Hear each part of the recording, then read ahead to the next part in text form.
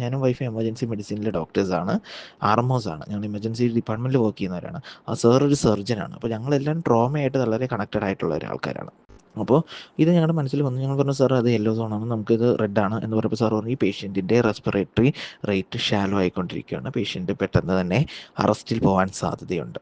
അപ്പോൾ നമുക്ക് ഇനി ഉടനെ ചെയ്യാനുള്ളത് ക്രിക്കോ തൈറോട്ടോമി എന്ന് പറയുന്ന ഒരു പ്രൊസീജിയറാണ്. അതായത് നമ്മുടെ ആഡംസ് ആപ്പിൾ അഥവാ തൈറോയ്ഡ് കാർട്ടിലേജിൻ്റെ ഉള്ളിൽ ഉണ്ടാകുന്ന ഒരു മെംബ്രെയിൻ കീറി നമ്മൾ അവിടെ നിന്ന് ഒരു കൃത്രിമമായ ഒരു ട്യൂബ് വഴി പേഷ്യൻ്റ്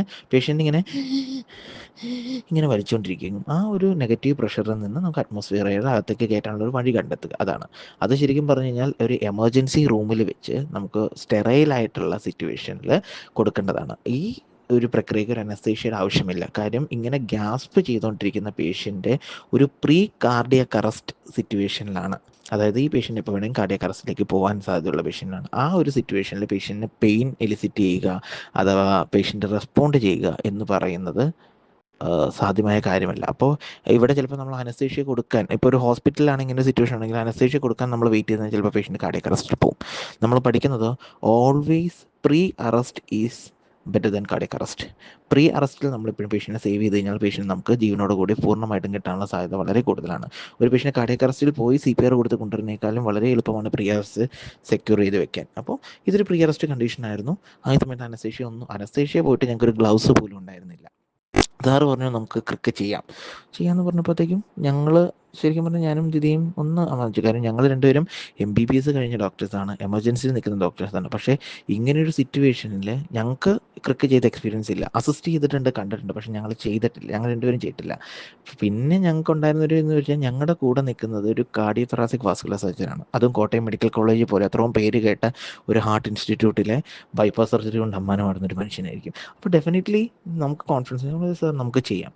അപ്പോഴും ഞങ്ങൾ ഡൗട്ട് ചെയ്യണോ വേണ്ടയോ എന്നുള്ളത്. ആ ഒരു സിറ്റുവേഷനിൽ സാറിൻ്റെ ആ ഒരു ഇത് പറഞ്ഞത് ലൈക്ക് ആ ഒരു തീരുമാനം എന്ന് പറയാൻ, ചെയ്താലും പേഷ്യൻ്റ് മരിക്കും, ചെയ്തില്ലെങ്കിലും മരിക്കും. ചെയ്തില്ലെങ്കിൽ എന്തായാലും മരിക്കും, ചെയ്താൽ ചിലപ്പോൾ ഒരു ശതമാനമെങ്കിലും കിട്ടും, നമുക്ക് 1% പിടിക്കാം എന്നുള്ളൊരു തീരുമാനത്തിലാണ് മുമ്പോട്ട് പോയത്. അപ്പോൾ തന്നെ സാറ് പറഞ്ഞു, എനിക്കൊരു ബ്ലേഡും ഗ്ലൗസും ഒരു സ്ട്രോയും കിട്ടുമെന്ന് സാറ് അവിടെ ഉള്ളവരോട് ചോദിച്ചു. പക്ഷേ അപ്പോൾ പോലീസുകാർ അവിടെ ഉണ്ടായിരുന്നു. ഞാനപ്പോൾ എനിക്ക് പെട്ടെന്ന് ഇതിപ്പോൾ ഞാൻ അവിടെ പറഞ്ഞു, ദയവ് ചെയ്ത് ഇതാരും വീഡിയോ എടുക്കരുത്, ചോര കാണുമ്പോൾ ബുദ്ധിമുട്ടുള്ളവർ ജസ്റ്റ് മാറി നിൽക്കുക. പോലീസുകാർ വന്നിട്ട് പറഞ്ഞു, സാറേ ലൈഫ് സേവ് ചെയ്യാൻ എന്താണെന്ന് വെച്ചാൽ സാറ് ചെയ്യും, ബാക്കി നമുക്ക് മുന്നോട്ട് വെച്ച് കാണാം. അവർ എന്ത് ചെയ്തു, അവർ സപ്പോർട്ട് ചെയ്തു. അവിടെ നിന്ന് ആൾക്കാർ മൊത്തം സപ്പോർട്ട് ചെയ്തിട്ട് അവരെന്ത് ചെയ്തു, അവരുടെ ഫ്ലാഷ് തിരിച്ചു വെച്ചു. അങ്ങനെ ഒരു സ്ട്രീറ്റ് ലൈറ്റ് പോലും ഒരു 10-15 മൊബൈലിൻ്റെ ഫ്ലാഷിൻ്റെ പുറത്താണ് ആ ഒരു പ്രൊസീജിയർ അവിടെ വെച്ച് ചെയ്തത്. ഇതൊരു സർജിക്കൽ പ്രൊസീജിയർ എന്ന് പറയാമോ എന്ന് ചോദിച്ചാൽ പറയാമെന്ന് എനിക്ക് തോന്നുന്നത്. പക്ഷേ കൂടുതലും ഇതിന് നമ്മളൊരു എമർജൻസി ലൈഫ് സേവിങ് പ്രൊസീജിയർ ആയിട്ടാണ് കാണുന്നത്. അത് ഒരു റോട്ടിൽ, മണ്ണിൻ്റെ ഇടയിൽ, റോഡ് സൈഡിൽ, കുറേ ആൾക്കാരുടെ ഇടയിൽ ഒരു രീതിയിലുള്ള പ്രിക്കോഷൻസും ഇല്ലാതെ, ഒരു എന്താ പറയുക, ഒരു കത്തിയോ ഒന്നുമില്ലാതെ ഒരു ബ്ലേഡ് യൂസ് ചെയ്താണ് അത് ചെയ്യുന്നത്. സാറ് ഞാൻ പറയില്ലേ, സർവിക്കൽ സ്പൈൻ സ്റ്റെബിലൈസ് ചെയ്തുകൊണ്ടിരുന്നപ്പോൾ ദിതി ആ പൊസിഷനിലേക്ക് വന്നു. ഈ പേഷ്യൻ്റ് എപ്പോൾ വേണമെങ്കിൽ കാർഡിയക് അറസ്റ്റിൽ പോവാം, അങ്ങനെയാണെങ്കിൽ CPR കൊടുക്കാൻ റെഡി ആവണം. ഞാൻ CPR കൊടുക്കാൻ റെഡിയായി. സാർ എന്ത് ചെയ്തു, അപ്പോൾ ആരോ അവിടെ നിന്ന് ബ്ലേഡും പേപ്പർ സ്ട്രോയും കൊണ്ടുവന്നു തന്നു. സാറ് ഗ്ലൗസ് ആദ്യമൊന്നും ഇത് ചെയ്തെങ്കിലും, പക്ഷേ സാർ അപ്പം തന്നെ പെട്ടെന്ന് തന്നെ, കാരണം നമുക്ക് ടൈമില്ല, ചിന്തിച്ച് ചെയ്യാൻ ടൈമില്ല.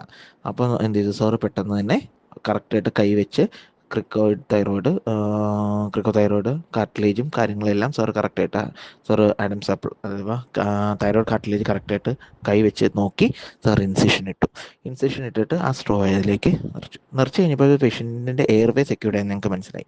പക്ഷേ കുറച്ച് കഴിഞ്ഞപ്പോൾ പിന്നെയും ആ സ്ട്രോ കുതിരുന്ന കണ്ടു. അപ്പോൾ സാർ എന്ത് ചെയ്തു, സാറ് സ്ട്രോ മാറ്റി വേറൊരു പേപ്പർ സ്ട്രോ 4-5 ഉണ്ടായിരുന്നു, അതിട്ട് കഴിഞ്ഞപ്പോഴത്തേക്കും ഞാൻ പറഞ്ഞു, ഇത് നമുക്ക് ഒരു പ്ലാസ്റ്റിക് സ്ട്രോ കിട്ടാൻ വല്ല വഴിയുണ്ടോ ഞാൻ ചോദിച്ചപ്പോൾ എവിടെ നിന്ന് ഒരു ചേട്ടൻ ഇതുപോലെ ഒരു കൂൾ ഡ്രിങ്ക്സിൻ്റെ സ്ട്രോ ഇല്ലേ, നമ്മുടെ വീതി കുറഞ്ഞ് അത് ഉള്ളു കുറഞ്ഞിട്ട് വലിയ നീട്ടത്തിലുള്ള ആ ഒരു സ്ട്രോ, അത് യൂസ് ചെയ്യാത്ത, അത് 2-3 ഏതോ കടയിൽ നിന്ന് എടുത്തുകൊണ്ട് വന്നു. അത് വെച്ച് നമ്മൾ സെക്യൂർ ചെയ്ത് നമ്മൾ ആംബുലൻസ് വിളിച്ചു. ആംബുലൻസ് വന്നു കഴിഞ്ഞപ്പോൾ ആ ആംബുലൻസിൽ കയറ്റി സാറാണ് പ്രൊസീജിയർ ചെയ്തത്. അപ്പോൾ ഞങ്ങൾ സപ്പോർട്ട് ചെയ്യുക ചെയ്തത്. അപ്പോൾ സാറിനോട് ഞങ്ങൾ പറഞ്ഞു, സാർ ഈ ഇതിൽ പൊക്കോ, കാര്യം ഈ പേഷ്യൻറ്റിന് ഭയങ്കര ക്രിട്ടിക്കലാണല്ലോ, റെഡാണ്, ഈ പേഷ്യൻറ്റിന് എപ്പോഴും എന്ത് വേണമെങ്കിലും സംഭവിക്കാം, സാർ കൂടെ പോവുക, പേഷ്യൻറ്റിനെ സപ്പോർട്ട് ചെയ്യാൻ, ഞങ്ങൾ മറ്റേ പേഷ്യൻറ്റിനെ കൊണ്ട് വരാം എന്ന് പറഞ്ഞു. എന്നാൽ സാർ ഈ പേഷ്യൻറ്റിനെ കൊണ്ട് പോയി തൊട്ടടുത്ത ഹോസ്പിറ്റൽ ഏകദേശം 10-12 കിലോമീറ്റർ അപ്പുറം പോകണം, വൈറ്റിലയില. ഇത് നടക്കുന്നത് ഉദയംപേരൂർ ഇപ്പുറം. അപ്പോൾ സാർ അതിൽ പോയി ഒരു 5 മിനിറ്റിനുള്ളിൽ വേറെ ആംബുലൻസ് വന്നു. ഞങ്ങൾ ആ ആംബുലൻസിൽ രണ്ടാമത്തെ ആളെയും കൊണ്ട് ഞങ്ങൾ പോയി. ഇതിന് മുമ്പൊക്കെ വളരെ മുമ്പ് തന്നെ മൂന്നാമത്തെ ആളെയും കൊണ്ട് ഞാൻ പറഞ്ഞില്ലേ ഗ്രീൻ എന്ന് പറഞ്ഞ ആ പേഷ്യൻറ്റിനെയും കൊണ്ട് താലൂക്ക് ആശുപത്രിയിലേക്ക് പോലീസുകാർ എത്തിയിട്ടുണ്ടായിരുന്നു. വെൽകെയർ ഹോസ്പിറ്റലിൽ എത്തിയപ്പോൾ ഞങ്ങൾക്ക് അറിയാൻ സാധിച്ചത് ആദ്യം വന്ന പേഷ്യൻറ്റ് ഹോസ്പിറ്റലിനകത്ത് വെച്ച് അറസ്റ്റായി എന്നുള്ളതാണ്.